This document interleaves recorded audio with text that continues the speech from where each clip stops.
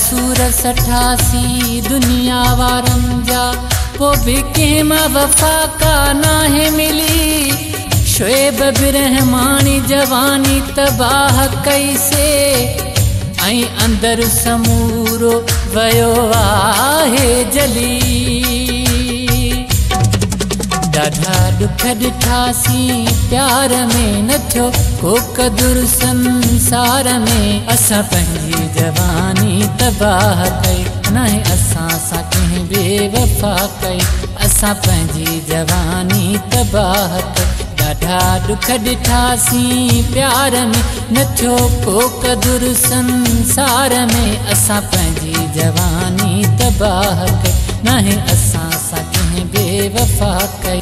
ॾाढा दुख ॾिठासीं प्यार में न थियो को क़दुरु संसार में। असां पंहिंजी जवानी तबाह कई नाहे असां सां कंहिं बेवफ़ा कई।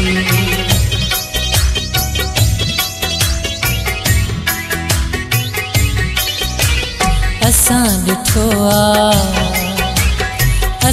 ॾिठो आ ही आज़माए हिते किरे जो कोई बि नाहे। असां ॾिठो आ ही आज़माए हिते किरे जो कोई बि नाहे। सुखनि जो हर को हूंदो आ साथी ॾाढी गुज़रंदई ॾुखी हयाती।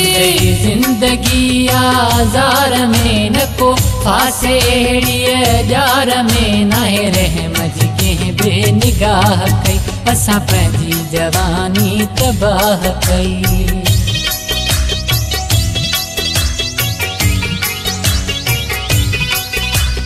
वफ़ाऊं क्यों से चङायूं क्यों से कॾहिं न कंहिंजूं गिलाऊं क्यों से। वफ़ाऊं क्यों से चङायूं क्यों से कॾहिं न कंहिंजूं गिलाऊं क्यों से। ॾिनूं असांखे न कंहिं सहारो रहंदो बणिजी वियो लोकुमारो। अछो लाल क्यों इंतज़ार में रहियो वक़्तु बस सुॼे कार में। पोइ बि उन्हनि असां सां जफ़ा कई। असां पंहिंजी जवानी तबाह कई।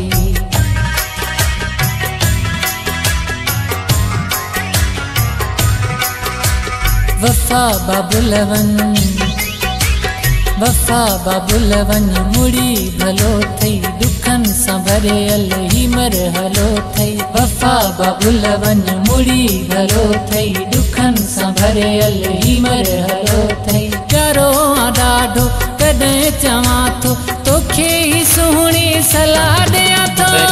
टोट पवंदई प्यार में इन दिलगीअ जे वापार में। अहिड़ी ग़लती असांखे दफ़ा कई।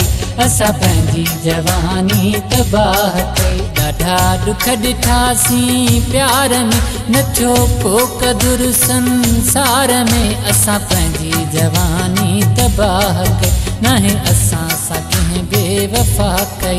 ॾाढा दुख ॾिठासीं प्यार में न थियो को क़दुरु संसार में। असां पंहिंजी जवानी तबाह कई नाहे असां सां कंहिं बेवफ़ा कई।